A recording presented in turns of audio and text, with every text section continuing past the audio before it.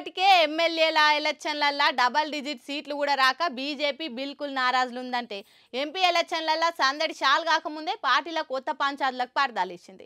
పలానా లీడర్కు MP ticket ఇస్తే వెనక ముందు ఆలోచన చేయకుండానే చచ్చిపోతామని పెట్రోల్ పోసుకొని మరి కమలం పార్టీ ఆఫీస్ ముందే దాన్ని నజేస్తురట. ఇది గమ్మతే ఉంది కదా.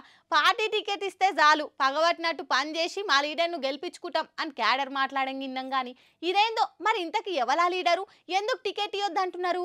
బీజేపీ ఎల్పీ లీడర్ కూడా లేకుంటేనే అసెంబ్లీలో మీటింగులు నడుస్తున్నాయి. ఇంకో దిక్కు ఎంపీ ఎలక్షన్లలో ఎవరిని క్యాండిడేట్ గా నిలబెట్టాలని మీటింగులు లోపల ఫైటింగ్లు నడుస్తూనే ఉన్నాయి. ఇవి జాలన్నట్టు ఇగో ఇసొంటి కూడా అవుతుండే వరకల పార్టీ పాతార ఇంకింత పలసాగే పబ్లిక్ లకు వేరే తిరగబోతుంది ముచ్చట. ధర్మపూర్ అరవింద్కు ఎంపీ టికెట్ ఇస్తే ఈయనే చచ్చిపోతాం అనుకుంటా పార్టీ ఆఫీస్ ముందే పెట్రోల్ పోసుకున్న బీజేపీ కార్యకర్త సతీష్ అంట. ఆయన వెనుక పంటున్నోళ్ళు అరవింద్కు వ్యతిరేకంగా ప్లకార్డులు పట్టుకొని నిలబడి నిరసన చూపించారు కూడా. ఇక పెట్రోల్ పోసుకుంటూ ఆయన ఏమైనా కాగాలని ఎమ్మటే వచ్చి డబ్బా నిలుగుమ్మరిచ్చిరా ఆయన మీద. అయ్యో, ఇంకా ఎంపీ టికెట్ల మీద ఏమిట్లకేం కాలే, ఎవరికి ఇస్తారు అని మందిలో మాట్లాడకనే పాయే. అప్పుడే గింతాగమా. అయినా అరవింద్ మీద పంచాయతీ లేసులు పక్క పార్టీల కంటే ఎక్కువ సొంత పార్టీ లీడర్లు క్యాడరే గరమవుడు ఇలా ఫస్ట్ ఏం కాదు. ఆయన మీద వ్యతిరేకత జనంత ఎక్కువనే ఉన్నది. అందుకే నిజామాబాద్ ఎంపీగా ఉన్నా కూడా మొన్నటి ఎమ్మెల్యే ఎలక్షన్ల కోరుట్లకెళ్ళి పోటీ చేస్తే car party candidate Kalvakuntla Sanjay చేతిలో ఓడిపోయి అమలం కార్యకర్తల ముఖం కమిలిపోయేటట్టు చేసింది. చెప్పినాం కదా మేము అరవింద్ పతార అనుకున్నంత ఏం లేదు అని పూ పార్టీ కార్యకర్తలే పుట్టెడు బాధల గోసెల పోసుకున్నారని కూడా వచ్చింది. అప్పట్ల కార్యకర్తలు అందరూ కలిసి కట్టుకుండి కంకణాలు కట్టుకొని పని చేస్తేనే ఇవాళ రేపు ఎలక్షన్ల గెలుసుడు వెనక ముందే కత్తున్నది.